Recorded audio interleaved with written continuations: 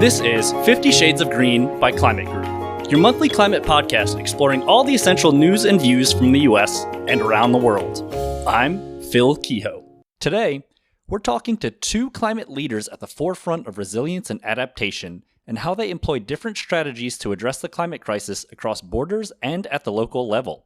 First, Climate Group's Lisa Kaufman will join with David Nicholson, Chief Climate Officer of Mercy Corps. Lisa and David will discuss how the concept of climate resilience has evolved in the humanitarian aid and development sector, and how the organization is working to incorporate climate action into all areas and regions where they work. Then, Climate Group's Yaron Gerlach will speak to Julie Kestrup, Head of Policy and Thought Leadership at VELUX, to discuss how businesses and governments are creating a renovation revolution in Europe to address the widespread need of improving and outfitting buildings to make them more resilient and energy efficient in the face of climate change. How are humanitarian and development organizations working with communities to build resilience in the places that are most vulnerable to climate change? Mercy Corps deals with climate change every step of the way to address challenges of food security, water security, economic opportunity, and peace. In this interview, Mercy Corps' David Nicholson will discuss some of the innovative projects and strategies the organization employs to incorporate climate action into their planning for resilience and adaptation across all areas of their work. Lisa Kaufman and David Nicholson, welcome to 50 Shades of Green. Thank you, Phil. Happy to be here. David, thanks for joining us today. Yeah, thanks for having me. Yeah, so before we get started, it would be helpful if you could just introduce yourself and Mercy Corps to our audience, and any context that might be helpful. Yeah, absolutely. So I'm the Chief Climate Officer for Mercy Corps. Mercy Corps is a global humanitarian and development organization. That means we have about 6,000 colleagues working side by side around the world in 40 countries, working together to try and solve humanitarian and development challenges. The vast majority of those people are kind of living in the countries that they're from, and I'm part of our global team based here in the US. To give you a sense of the work that we do and the scale of the work, last year we reached about 30 million people towards our goals of helping to increase food security, water security, economic opportunity, and peace. So these are pretty broad goals we have as an organization. And my goal within that sphere is to drive our climate commitment within that. We recognize that climate change and conflict kind of undermine global challenges everywhere that we work. So we're trying to ensure that not only are we achieving those outcomes that I mentioned, but we're doing so in a way that not only recognizes the risk of climate change, but actually sort of builds solutions to climate change for people, communities, businesses, and governments in the places that we work. So, people can continue to access nutritious food even as climate change worsens, or continue to find economic opportunities and livelihood opportunities, because, it is an all-encompassing crisis, and we have to just keep it very central to the work that we do. Yeah, that's great, and really interesting to hear the background. And along with that, would be great to hear, your personal story of how you got involved with the climate side, and also with that, like, when was the turning point, or when did the climate office become integrated into Mercy Corps? When was that decision made, and how was that decision made? Yeah, absolutely. So I've been working on in the climate sphere for at least 15 years now. I started my international development career interested in environmental and climate change issues, very interested in clean energy and the potential that has to sort of reduce emissions while also providing people with better livelihoods, opportunities, and abilities to adapt. So I spent some time in the Caribbean, in Colombia, working on climate adaptation and green market development efforts with the World Bank. I then spent some time in East Africa, in Uganda, working on carbon markets, so sort of the carbon markets 1.0. I was quite seduced by the potential for driving new investments into these kinds of markets, again with a focus on clean energy and some land management. So I'd had sort of a diverse, I'd sort of looked at a few angles at climate change, and ended up joining Mercy Corps as a clean energy advisor, helping to build out the clean energy practice within the organization. And then over the years, I've been with Mercy Corps for 12 years now. And during that time, been sort of building, working with many colleagues to bring climate issues more centrally to the organization, and to see that there's, opportunity for impact here, as well as a huge risk environment that we're moving into. And, it was a little slow to do that at first because climate change was less on the agenda of lots of our donors and funders. But over recent years, it's become more obvious among our colleagues and our participants operating around the world that this is such a huge threat. And our donors and partners have started to take this more seriously as just a fundamental part of the humanitarian and development world. About 2 years ago, we launched a new 10-year strategy at Mercy Corps called Pathway to Possibility, where we defined our core objectives. And that was the time really when climate change became very central to, our identity as an organization and how we want to show up in the world. Yeah, that's great. And again, really interesting to hear about the evolution of that.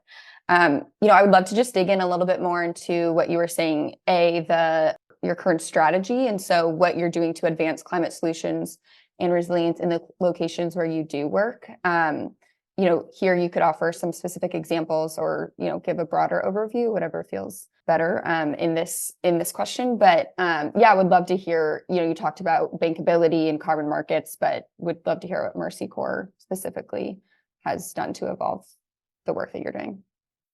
Yes, absolutely. So the important thing to recognize at the start is that, climate change manifests very differently in different parts of the world.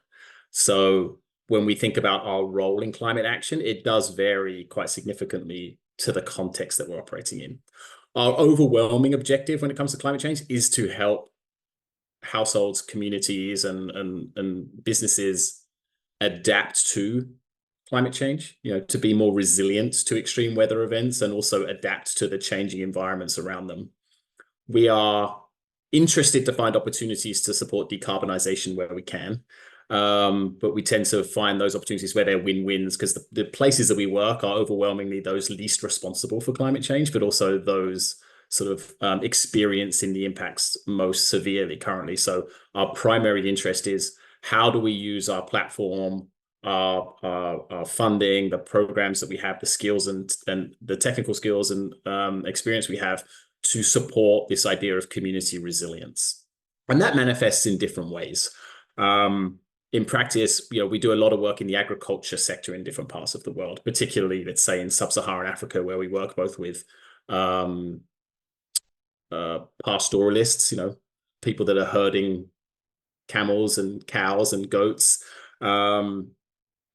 supporting, but also with people growing crops. And both of these are very exposed to shifts in weather patterns, right? We're talking about communities that are almost entirely reliant on rain for, pasture land regeneration or crop growth. And rain patterns are changing. So we've been working with a wide range of actors that might be providing information services to farmers or pastoralists. Sometimes through we have technology services. We have a program called AgriFin that's been working across many countries to look at how do we bring together information services bundled together in really accessible formats and make that information digitally available to farmers and to pastoralists so they can make different decisions. So we'll be testing that information to make sure it's viable. So we might be working with satellite providers. We might be working with businesses that have tailored information services, and then also working with farmer groups, cooperatives, rangeland councils to figure out, how do people use this information? How do people make different decisions to help them be more adaptive to this changing climate?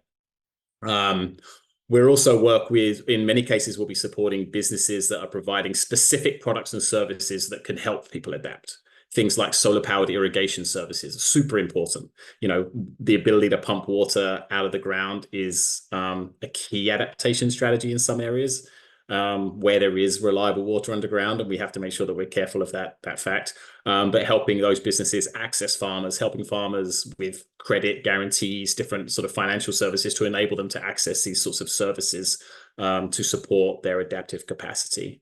We do a lot of work with small businesses. We have a venture fund that seeks businesses that might have products or services that we think can have a positive impact on adaptation, and we'll find ways to not only be an early seed stage investor in them, but also provide them technical support and services to help them grow. So there's a whole bundle of stuff there in the agriculture markets. we get involved in other sort of community infrastructure as well. Microgrids for off-grid energy services that, energy is often perceived as a decarbonization effort, but in places we work, this is we see it more of an adaptation resilience. People don't have access to electricity services, and it's such a fundamental building block of resilience. So we look at how do we advance off-grid energy services to harder communities where businesses or governments are not quite reaching yet and need extra support, financial, technical, some combination of the two. So that gives you a flavor of the kinds of work that we're involved in. Yeah, no, that's great. And before I go into asking if you have specific examples at the ready, but when you're working in certain regions, or you mentioned sub-Saharan Africa, in the work that you do, are there certain regions where they're given perhaps precedent, or where most of your resiliency work is focused? Or do you incorporate it into every single region that you're working on? So Mercy Corps tends to begin working in countries that are in the early stages of recovering from a crisis. So we are a humanitarian actor. We might start working in a country when there is an ongoing, displacement because of conflict or a major natural disaster or something, and there's sort of basic needs, services required. We're not like we don't operate like the Red Cross or some of these others that set up, are able to set up very big refugee camps and do big services, but we tend to then focus on early recovery. How do we help people? How do we help get businesses started up again? How do we, help farmers get back to work? How do we facilitate and encourage that recovery as quickly as possible? So we tend to enter countries at that point, and then if there's good reason and we have strong partnerships locally, we'll transition into this more resilience mindset of how do we look at longer term solutions. And that we've tended to cluster in a few parts of, let's take sub-Saharan Africa as as our largest region, although we do work in other places. We have the Horn of Africa has been a very significant hub for us for many years. We've been working in over 20 years, over 30 years in some instances, in places like Kenya, Ethiopia, Uganda, Somalia, where there's those countries, share some cultural practices, share some market practices. There's some logic to working cross-border in places, but also a lot of variation as well. And similar in the Sahel side, we've been working in Mali, Niger, Burkina Faso, places like that, that again are incredibly, have a history of experiencing crisis, but also are now extremely vulnerable to the impacts of extreme weather and sort of climate stresses that we're seeing. Great. Yeah, thanks for diving into that. And yeah, so would love to hear if you have specific examples of a project or something that you thought Mercy Corps was very impactful in scaling up. Yeah, anything you have that it would just be great to hear some specific story or project. Yeah, I mean, there's a lot that I could choose from here. So let me pick a couple of projects that I've had some recent experience with. One that is I'm finding really exciting at the moment. It's called the Caribbean Resilience Initiative. Now, this one's close to home for me because I was actually part of the Mercy Corps response team in 2017 for Hurricane Maria. Huge impact in Puerto Rico. Devastated the electricity grid, lots of people cut off from water services. And as we responded to that for basic needs, it struck us and our team in Puerto Rico that, these events are pretty predictable now in across the Caribbean. Now we are going to see these very intense storms that will cut off central services, and there's a lot more that could be done at the community level to build preparedness and resilience so that communities don't lose access to these vital services in these vital times after a storm. When if you lose access to potable water, you lose access to power, the ability to cope with that disaster and then recover from is severely limited.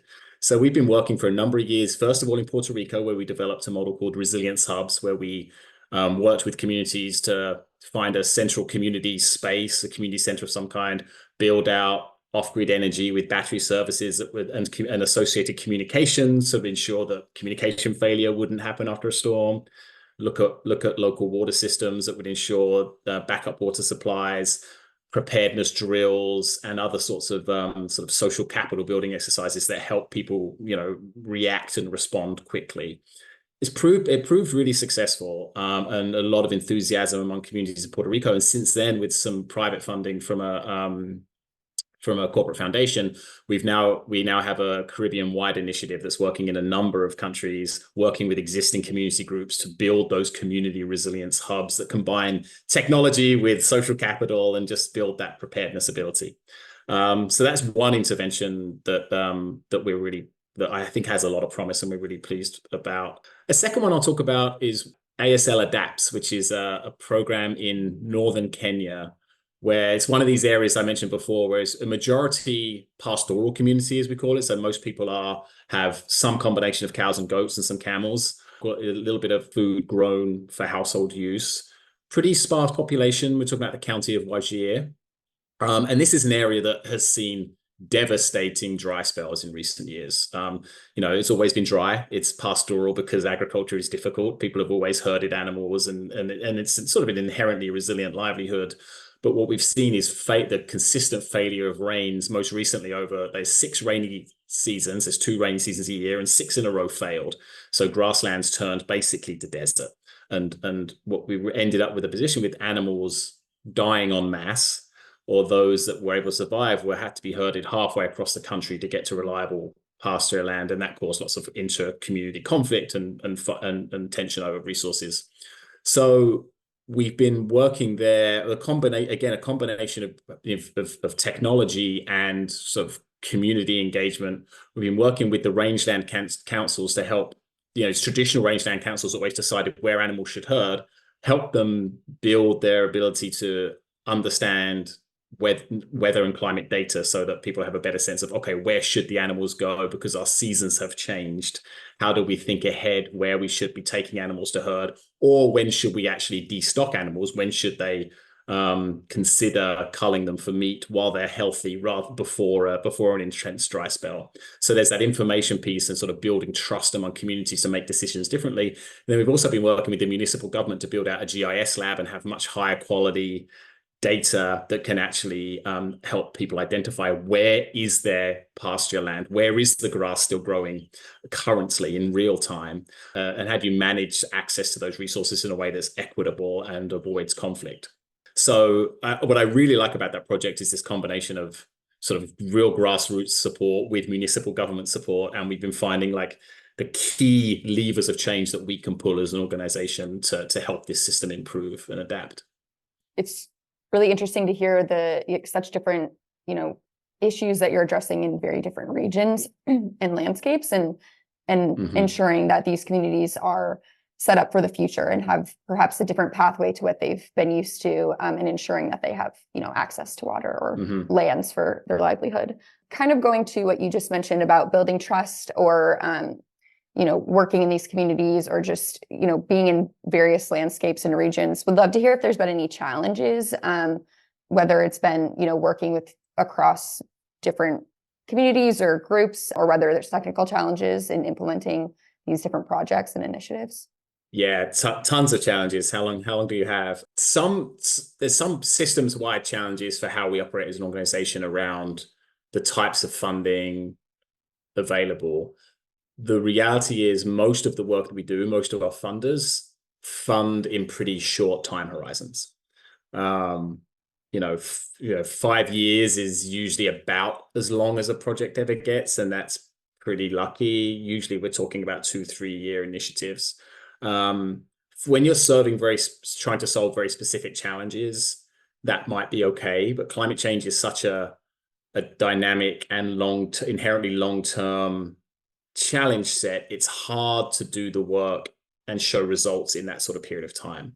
So this balancing act we have to strike between finding the rapid wins that sort of show progress, while also building the foundations of trust and community cohesion and buy-in, and all these things that are so important on the softer side that are hard to do in short periods of time. So, just climate action planning as a concept takes time, right? It's no point having experts coming in and writing a community action plan for a city or for a community.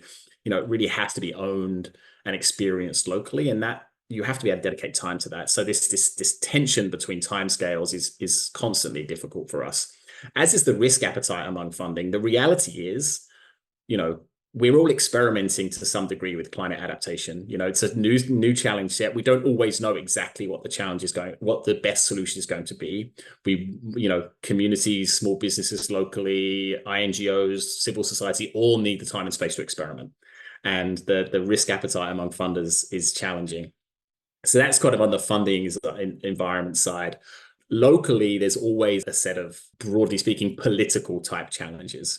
As with anywhere in the world, countries or municipalities have lots and lots of political incentives that have to be considered. So if you're working with county governments, understanding what their incentives are, how they're appealing to certain constituents, and we have to be able to understand all those areas to ensure that that we're not getting dragged into anything political, but also that we're cognizant of the different incentives of different stakeholder groups. These places, it's challenging as societies are always complicated everywhere, and successful climate work means bringing stakeholders with very different viewpoints together and finding pathways forward together. And that's difficult work, and it's often invisible work to do that well. Yeah, I like that, how you described it, like the soft challenges, and then also, the runway for funding and scaling up, and not just getting to a project's termination deadline and then what do you do, drop it. And so the tension between those, that's fascinating to see, like how you're all navigating that, and it sounds like quite successfully. And I would love to just go back and dive in a little bit deeper. You mentioned perhaps one of the ways that you're ensuring that it's community-led and you're dealing with the politics and the nuances is working directly with on-the-ground government businesses.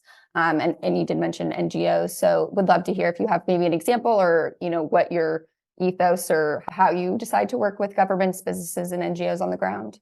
Yeah, I think it's probably easiest to give you another example, because again, there's always lots of nuance in exactly how we do it. But Mercy Corps, we try as much as possible to be a convener and facilitator of process, which means engaging as many groups as possible and trying to find that solution that appeals to everybody, or allow everyone to bring their ideas together and work together on trying to find the solution. One good example of this that I've been quite heavily involved in recently is a program that we call Enter Energy, which is in Ethiopia. We've been trying to solve the problem that exists that displaced people, and in Ethiopia, this is mostly refugees in the Somali region that have come from Somalia, in many cases 20, 25 years ago, are living in settlements that people call camps, but are really towns, right? They've been there for 20 years, but they don't have any electricity services that are formalized. The government won't provide to refugees because it's a temporary setting, and the UN or the camp operators tend not to provide energy services directly to refugees. So what's happened is you have pretty vibrant economies that grow up around these towns, and they cobble together low quality energy services from a bunch of old generators someone's been able to buy, some car batteries, some other various things. It gets cobbled together, but it's insufficient to support the successful livelihoods of people, right? It's very hard to run businesses. It's very hard to keep things cold. It's very hard to have lighting or run any sort of machinery. It's very hard. And then you've got the more social side. It's very hard to run a school or a health center, or to have kids read at night, all these things. That the lack of energy is such an inhibitor. So it's a real wicked problem. Mercy Corps is the majority owner of a PLC called Humanitarian Energy inside Ethiopia. So it's an energy business that is building microgrids and will provide electricity services to refugees at an affordable level. Now, on the face of it, this seems relatively simple. You've got a nice, dense community of households. Ability to pay is pretty low, but our research suggested it was actually people were already paying for energy services. They were just paying for pretty poor quality. So there was an ability to pay. The solution's relatively simple. We have a business. It can run the wires. It was subsidized by corporate foundations so that we're able to provide services at a reasonable cost.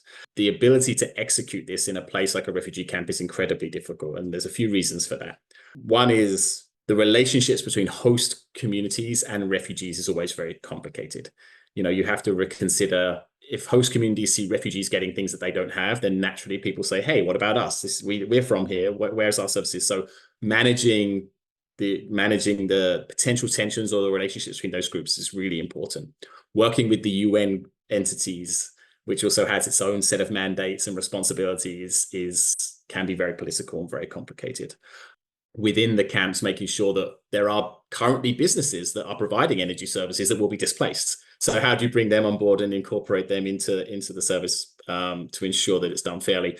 How do you go about collecting money in a way that's fair and reasonable, or setting tariffs in a way that's fair and reasonable? So there's all these levels of complexity that you have to bring together, all the community groups, the NGOs, the business community, and then of course there's licensing from the government. The government of Ethiopia previously had not issued a license to a private company to provide power. Their new regulations had allowed it, but this hadn't happened before. So lots of work with the government to figure out, how do you get a license? How do you agree a different tariff regime? All under the sort of federal regulatory efforts of Ethiopia as a country. So that gives you a flavor of the kinds of roles we have to play to square a lot of these circles, or to sort of navigate a lot of this complexity in order to get to a point where people are supportive of a solution. I mean, so nuanced and so many counterparts and conversations. And yeah, it sounds complicated, but I'm glad that, Mercy Corps is taking up that flag and taking it forward. And it's great to hear about that specific example. I didn't know about a lot of, I think, the nuance there. So thanks for sharing that. Something that you touched on was that it's largely an experiment. I love how you said that in adaptability and climate change as we're figuring it out. And would love to hear if you have a sense of, as this moves forward, what will be the future of humanitarian aid and, resilience development, climate change adaptability, if you see like a trend, or, what the future of that might look like, or do you think it's just going to be an ongoing experiment until we find solutions? No, I think what I'm hoping to see, and I'm certainly hoping to drive for Mercy Corps, is for us to become a lot more confident and clearer and bolder in our advocacy for solutions. It is a new challenge, and it is to some degree an experiment, but we have now been doing this for a long time. Mercy Corps has had adaptation resilience programs across different parts of the world for at least a decade. Some of our peers will be doing similar work. So I think now we're at the point where there is a stronger evidence base.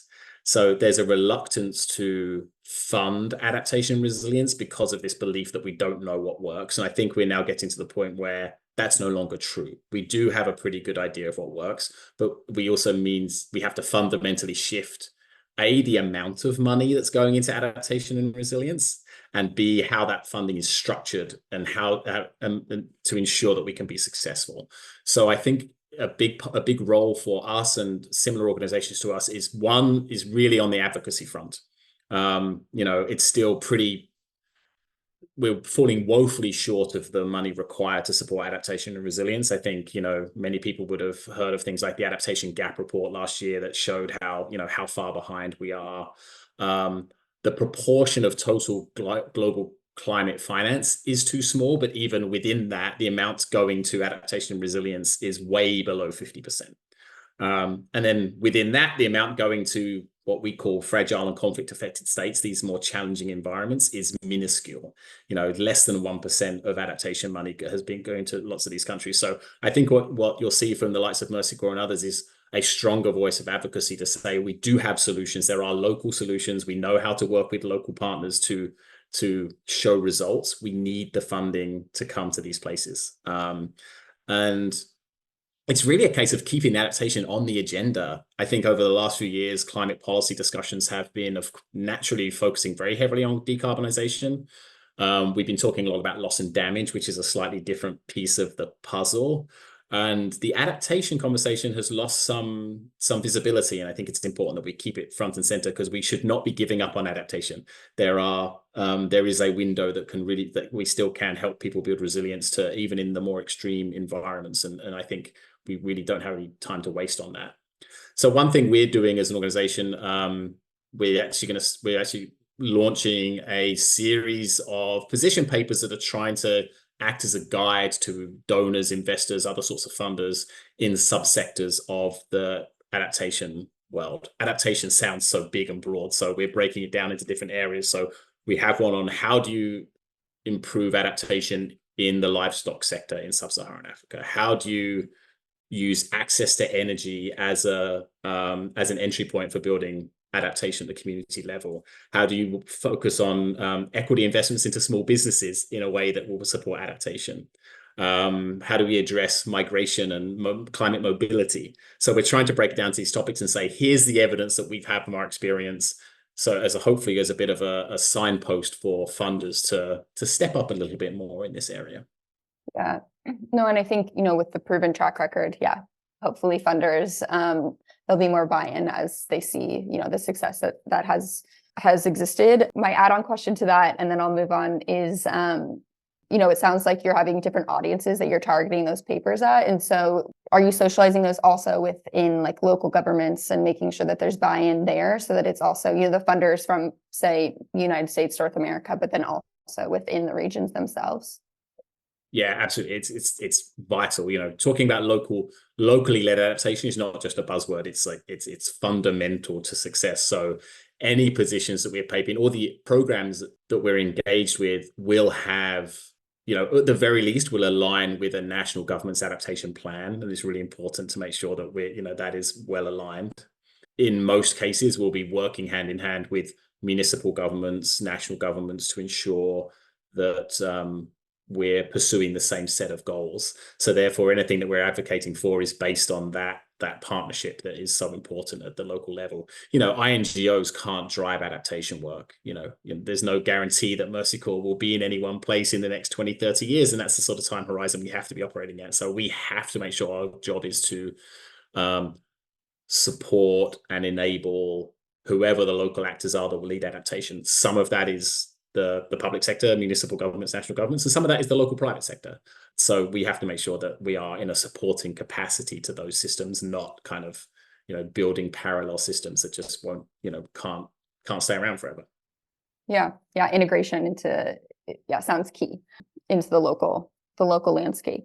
So it's been fascinating to hear about, your personal journey and also the trajectory, the past trajectory and the future trajectory for Mercy Corps and humanitarian aid. Would love to get your advice for someone who, would love to follow in your footsteps or to take up the torch going forward. What would be your advice to someone looking to get involved in this specific sector with climate action and advocacy, humanitarian aid? Yeah, it's a question I get asked quite regularly these days. I must be getting old.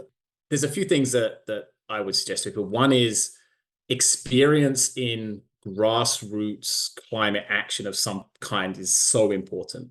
And that can happen everywhere, right? Climate change is a global problem. So in some cases, if you have the opportunity, engaging in one of the more humanitarian development settings and engaging in sort of grassroots programming of some sort is great. But you can also do that wherever you live, right? What's your local municipal adaptation and resilience planning committee look like? What local NGOs and civil society groups are engaging in that? There's ways to volunteer. There's ways to intern. Lots of ways to get involved at that level, because that hands-on understanding of what it means to do adaptation planning and programming at a local level is so important. So that's one thing that I'd absolutely recommend. The other thing I'd recommend is develop a bit of a specialty within adaptation, and you don't have to become overly specialized. There's plenty of room for generalists, and I have I would describe myself in many ways as a generalist, but there's such a broad range of work. It is useful just for your own experience as well as for your career to figure out, okay, within this, what parts of it are interesting to me? Is it the natural science part? You don't have to be a natural scientist to get involved with land conservation, biodiversity work, or think about the environment, ecosystem and environmental factors. This is such a growing part of our work. 10 years ago, people so rarely talked about ecosystems and biodiversity. Now, much more so. So that is a growing area. So that could be an area to develop a skill set in. I spent some time, as I mentioned earlier, in carbon finance and clean energy markets, because those really interested me, and it gave me a focus area where I was able to then build out from. So I think it's an overwhelming topic because it gets so broad and sometimes kind of fuzzy that it's worth finding what's the piece of this you want to hang on to and develop some deeper experience in. Yeah, no, I love both of those. There's work to be done now, like where you are. And so I find that work. And then also, maybe diving deep into a specific thing versus it's going to be broad, but yeah, dive deep and see where it takes you. So before we wrap up, I just wanted to see, David, if there was anything else, any message you wanted to share that you weren't able to, or any last words you wanted to share with our audience. I think I would just repeat our mantra. It's not too late for adaptation. And I think there are lots and lots of solutions emerging out there in the world. There's really exciting things happening from startup businesses, from innovative municipal governments, from city governments. So I think trying to bring a more positive problem-solving mindset to the issue of adaptation is something that we're hoping to encourage into the world, to your listeners. Great. Well, thank you again, David, for being here and sharing, your story as well as the future of Mercy Corps and what's ahead for humanitarian aid and adaptability and resilience. Absolutely. It's a pleasure talking to you. What is a renovation rate? It's a measure of the annual percentage of buildings that are renovated to make them more energy efficient. In the EU, renovation rates are currently 1% a year, well below the 2.5% recommended by the International Energy Agency to reach net zero emissions by 2050. What's more, buildings are responsible for 40% of energy consumption and 36% of greenhouse gas emissions in the EU. Europe needs a renovation revolution. Increased deep renovation rates are key to saving energy, cutting emissions, and meeting Europe's climate goals. In this segment, Head of Climate Group Europe, Jeroen Gerlach, will speak with Julie Kestrup, Head of Policy and Thought Leadership at VELUX, to learn how the Danish manufacturing company is working across sectors to improve energy efficiency in new renovations and build climate resilience in the EU. Jeroen Gerlach and Julie Kestrup, welcome to 50 Shades of Green. Thanks, Phil. And welcome, Julie, as well from my side. And I'm happy to be on a podcast today with one of Climate Group's key partners, VELUX. And with me is Julie Kestrup, Head of Policy and Thought Leadership at the VELUX Group. So welcome, Julie. Well, thank you so much for having me. Yeah, we're going to talk about the renovation revolution. But just a bit of explanation on VELUX. For more than 80 years, the VELUX Group has created healthy and energy efficient places to live, to work, to learn, and to play in. And VELUX is a partner on our Climate Group's Renovation Revolution project. We're shining a light on the latest energy efficiency innovations, and together with the corporates and with the governments, we're exploring how they can scale these innovations up to drive down emissions in European buildings. And Julie, as a first question, as we look forward to the publication of our research in the Renovation Revolution Handbook, and as Climate Week New York City is approaching, why, in your view, are increased deep renovation rates crucial to Europe's climate goals? Yeah, so thank you for the introduction and for choosing VELUX. As I always say, we lobby for fresh air and daylight, so those are nice topics to engage on. So I think it's pretty obvious why the built environment and renovation in particular needs to be at the center of the green transition, and that's the sheer scale of emissions that are tied with the green sector. So we know that in Europe, about a third of greenhouse gas emissions and about 40% of energy consumption in the EU is linked to the building sector. And so that means that unless we tackle this sector, there is no way we're going to meet our targets to be climate neutral by 2050. We also know that in Europe, and this looks differently in different parts, but in Europe, about 80% of the buildings that will be standing in 2050 are standing today. And so that means that we need to tackle the existing building stock. And we've said that for a while now, but we are just not succeeding. When you look at where we are today at the EU, the renovation rate is less than 1% a year. And out of that, only a small minority are deep renovations. The rest is, largely people getting new kitchens and bathrooms and so on and so forth. And so that needs to change. Yeah. And then apart from energy efficiency advantages, what are, for instance, societal benefits to for instance, well-being or health when we talk about improved renovation rates? Yeah, I think that's a great question, because so far there's been a lot of focus on the energy aspects and also the climate aspect, but way less on what, in my mind, is the most important, which is the people aspect, right? Because one thing about the built environment is that it's a topic that every citizen has a connection to, because we will live somewhere, we will work somewhere, we will play somewhere. And we know that way too many people today are living and working in buildings that just are not good for them. There are direct sort of health repercussions, both mental and physical, but there are also well-being repercussions. And that might sound a little bit like a luxury, but that impacts stuff like concentration, productivity, children's ability to perform well in school, patients' ability to recover in hospital, so on and so forth. So there is a very big and important component that is directly people focused on this renovation story. Yeah. So it connects well-being and health, and the people-centric approach connects also to the benefits for in terms of efficiency and in terms of emissions, right? It's a full rounded story, basically. Absolutely. And, I think that makes it a really compelling story, but also a difficult one to tell because there are so many facets in it. And the issue we're typically seeing at a policy level is that the policy typically starts from one of those areas, namely energy. And so having this sort of like holistic approach properly represented is very difficult in a policy perspective. And so now you touch upon the policy element there. Renovation Revolution as a project is a collaboration between corporates, companies like the VELUX Group, but then also with governments, and in our case, mostly subnational governments, but also working at the EU level. What is the role there, for instance, for a public-private collaboration to overcome the barriers that you talked about and to drive up these renovation rates? Yeah, I mean, I think it's a little bit of a cliche to say that you can't go it alone if you want to have impact, but it's also very, very true in this case. And we look specifically at buildings, right? You've got cities and regions who are very much the first frontier. They know the communities, and they're the ones who confront it directly with the issues that their sort of local community faces. And that can be, climate issues. It can be financial issues in terms of not being able to afford their energy bills and so on and so forth. So they're a really important component here because they're very close to the user. Then, of course, you've got the national and the European governments, which also play an important role because they're able to create a coherent framework and also lift up the overall ambition level. And then finally, you've got the private sector. So that's the kind of people I represent.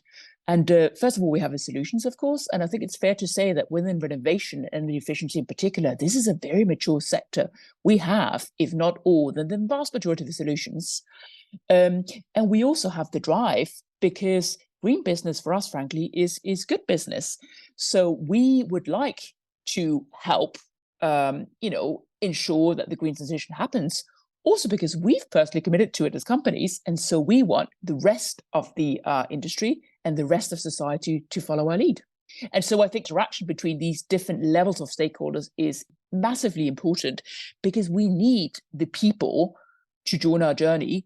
But we also need the policymakers to have the ambition and have the guts to have the ambition to legislate ambitiously. Yeah.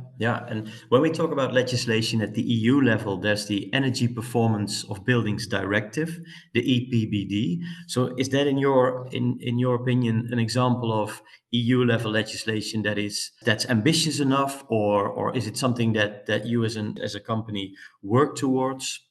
I mean, listen, we always want more ambition, right? But I think the Energy Performance of Buildings Directive, which I've personally worked on and off for 15 years, is now in a place where it is really fairly ambitious and also fairly complete in terms of what it covers. It's implied in the title that the key focus is energy. But what we've seen this time around in the EPBD is there is a broader approach that also covers, for instance, indoor environmental quality, and carbon.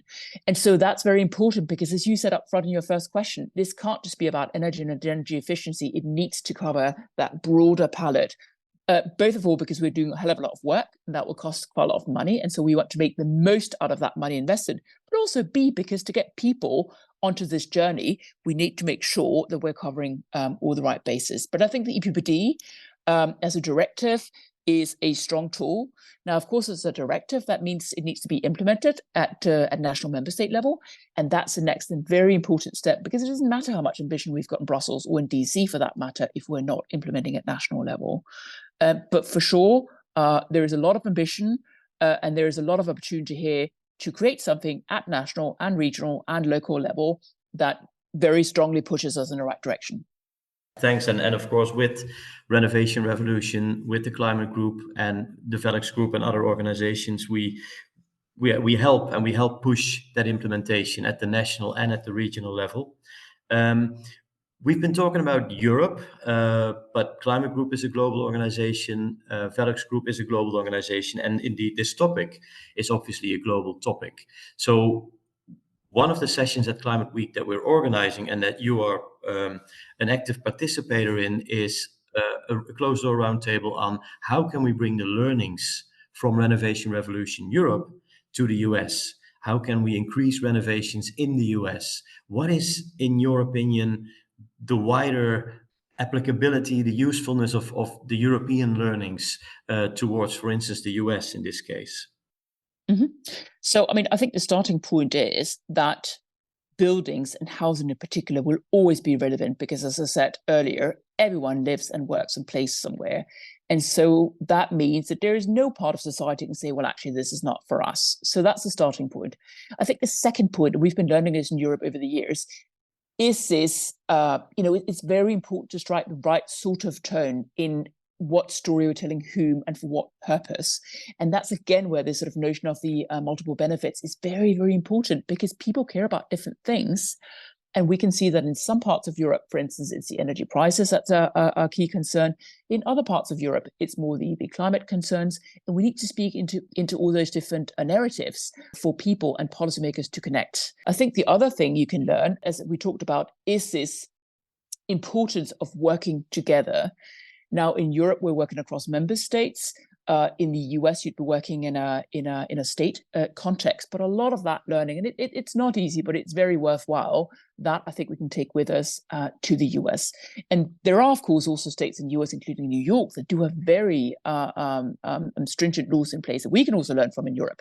So I think this overall sort of dialogue and exchange, not just at European level, but between different parts of the world, is very, very valuable. And I personally always learn a lot from going to New York, because I get to talk to different sorts of stakeholders and exchange with them what works for them, what works for us. And between us, we both come back with fresh ideas.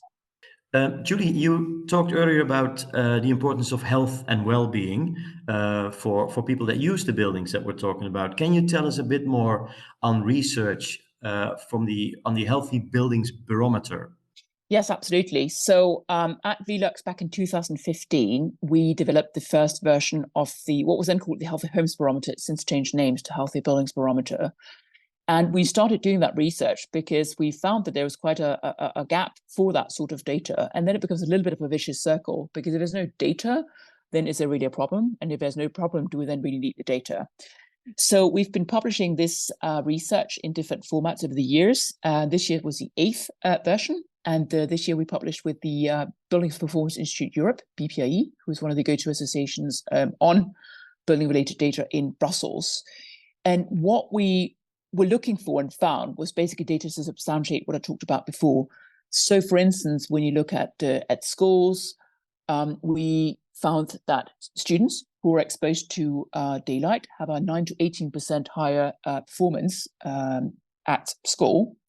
And we found that at workplaces, the productivities and greater access to nature was about 6 to 12%. And I mean, that might not itself sound so substantial, but when you think about the sort of society we're in at the moment, which is entirely based on sort of knowledge and knowledge workers, then a boost of between 6 and 18% across the population, from students to workers, is very, very significant in terms of gains to the overall productivity. So these sorts of data we've put together and shared to substantiate the point that while it's easier to talk about sort of hard data about sort of energy usage, for instance, all this sort of softer data together has both a social impact but also a financial impact that's very, very significant. And in fact, we found that if you renovated all EU buildings to the current level of legislation, you would be able to pay that off in terms of equivalent societal goods in about 2 years. And when I talk about societal goods here, it's like fewer sick days, high performance, so on and so forth. So there's a huge opportunity here, both in terms of people feeling better, but also in financial terms for our society, from making sure that we up that renovation rate and do it swiftly and ambitiously. So in that sense, it's a no-brainer and from an economical perspective that the upfront investment in renovations will have a return on investment in 2 years, you say, at the EU level for buildings. So that's definitely an important message to convey, obviously, to corporates and governments alike. Absolutely. And I make it sound so easy now. And of course, it isn't easy. That's also, for instance, why we have projects like Renovation Revolution. The point is, though, that there is so much to gain across society for all of us that we really do need to get on with it and revolutionize the building stock. Thanks. Yes, revolution ongoing, and happy to be part of that with the wider group of Renovation Revolution partners. So thank you, Julie, for this interview and for your insights. Thank you so much for having me. Thanks again for tuning in, and a special shout out to our guests, David Nicholson and Julie Kestrup. Be sure to check us out online at climategroup.org, and Climate Group's 50 Shades of Green is available on Spotify, Apple Podcasts, Amazon, and Google. Stay well, and we'll see you next time.